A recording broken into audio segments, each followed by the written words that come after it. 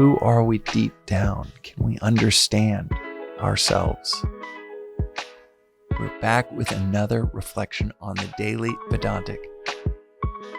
Today's reflection is on this concept within Vedanta that is talked about quite often. It's so beautifully succinct and mind-blowingly profound.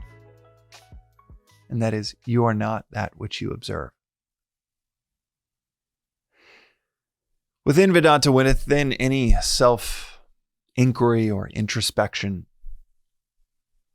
you eventually get to one of the biggest questions that one can ask, which is, who am I? We obviously think about this from a practical, relative perspective of who am I? What am I meant for? What's my purpose in life? And that is a version of this, but the introspective version, instead of the kind of the extrinsic, extroverted, who am I? What's my legacy going to be? Introverted, subtle version of this question of who am I deep down? And ironically, the more in tune we are with this introverted version, introspective version, the more it will produce these extroverted or extrinsic expressions of this inner knowledge. But as you start to ask this, chip away at this question, who am I? And it's usually not something we ask ourselves early in life. But as we recognize we don't have a good answer for it, and start to chip away at this question, who am I? Vedanta becomes perhaps the best philosophy for supporting and encouraging this self-inquiry of who am I? Asking ourselves, who am I deep down? The reason it's usually later in life is because oftentimes when we're young, we feel like, okay, I need to get stability. I need to get to comfort. I need to get these things and this kind of external side of things. I need to check those boxes and then I can just be. And then you check those boxes and you're like, all right, this whole being stuff is quite uncomfortable because I don't know who is the person that is just being. Who am I? What do I want to do if I've checked these boxes? If I have stability or comfort? If I have the significant other, the spouse, children, career. Okay, I have these foundational things that give me time to ask myself these bigger questions. And man, do I not have any answers to these bigger questions, to where it's oftentimes just more comfortable to go back to external pursuits. Even nicer car, or bigger house. And avoid this pursuit altogether of chipping away at trying to shine a light within ourselves on this topic of who am I? Who are we deep down? Can we understand ourselves? Understand what we really want? Understand what we're doing? And is it even getting us what we want? But most of all, understanding who we are. And Vedanta has this beautiful framework for understanding who we are. Obviously, will tell us, for those that have even listened to the intro episode, within 15 minutes, this philosophy will tell you who you are. You are that which you are seeking. You are what is. You are pure awareness, pure consciousness, the supreme. This philosophy goes as big as you can go when it says you are that. And it says it quite up front.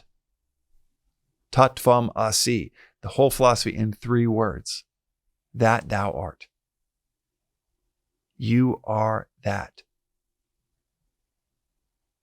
Outside of the ripples of infinite questions of what is that? What does that mean?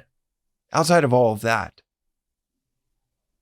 But in addition to telling us what we are, not necessarily a who, but a what we are, gives a very simple framework of getting there, getting to that conclusion ourselves through rational observation and reflection. And it goes like this. You are not what you observe. You observe a table in front of you. Well, you can't be that table because there is a you that is observing it. The subject, by definition, is not the object that the subject is observing. Take it to your hand. You observe your hand. Therefore, you are not your hand. Chop it off, and there's still a you there. And then this philosophy will take it further. Take it up to your arm. You are not your arm. There's a you that is separate from the arm that you are observing. And take it up to your shoulder. This philosophy will take it so far as you can observe your body. Therefore, you are not your body. This is not too different than the revelations in nearly any and all major traditions, that there is something eternal separate from your body, a soul or a spirit that is separate from your body. It's not too different than all of those near-death experience videos that are going viral on YouTube, where someone perceives themselves even more fully outside of this body. This philosophy is completely congruent with that, saying that you are not your body. Because you can observe it, you are not your body. But take it even further. You have thoughts, feelings, emotions that you can easily observe. My friend Pete Holmes, the comedian, has a great line in his book, his memoir, his personal memoir, where he says, and he talks about this as a fellow Vedantan out there. He talks about how when you sing the happy birthday song in your head, and if you sing it in your head right now for 10 seconds, sing the happy birthday song in your head, and I'll do it too.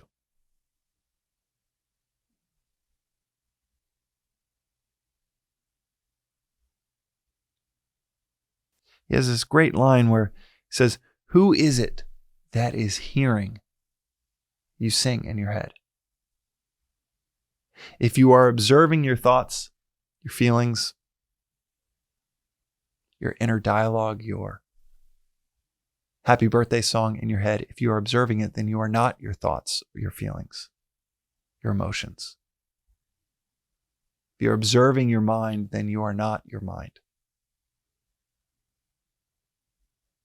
The intellect, the subtler equipment beyond the mind within us that discerns, well, yeah, those are my emotions, or those are my preferences, those are my likes and dislikes, but what is the right decision in this very moment? And it might be completely independent of your preferences.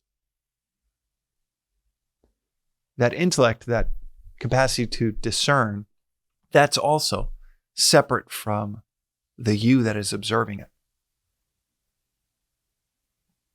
And this philosophy walks us back from the table to the hand, the mind, even beyond the intellect, just unveiling more and more of what we aren't to leave us with what we are.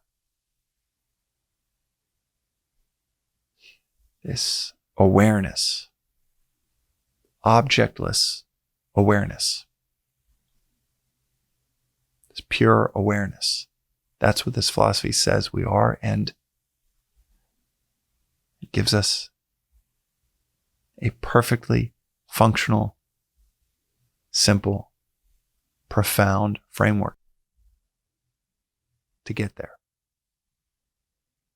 We're so convinced that we are our body. We're so convinced that we are our mind, our intellect, that we depend on these things outside of ourselves to exist. We're so convinced that doing this exercise once, twice, even 1,000 times, it often isn't enough, because the other 10,000 moments in the day, we're reinforcing the illusory version of who we are, what we are.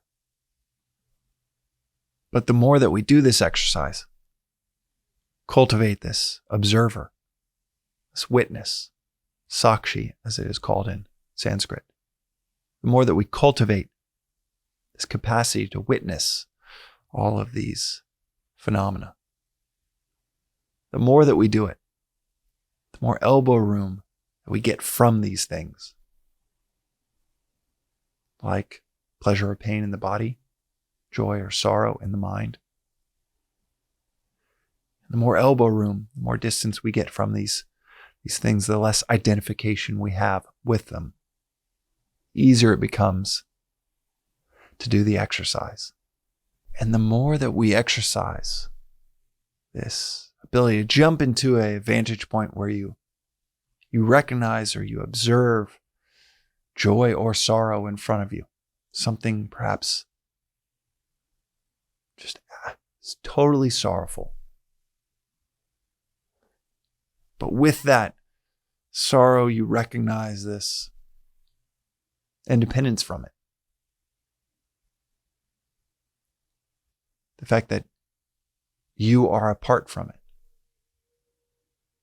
It's like my teacher Joseph saying, it's like you're seeing the emotion, but you are in the first class cabin of the big international flight, and you're just cozy as can be, the blanket, feet propped up,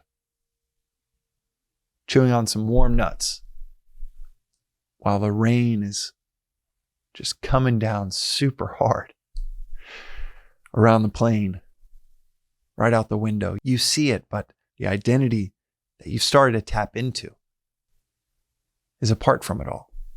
It's there. It's not like you're not feeling it, but it is like the weather. It will come and go while you're sitting there cozy, identified with who you really are. It's like the weather, and it will come and go. But the whole time you're sitting there cozy, comfortable, eating those nicely heated nuts in the midst of it all, firmly planted in the identification of who you really are. That is today's reflection on the Daily Vedantic. We'll see you next time.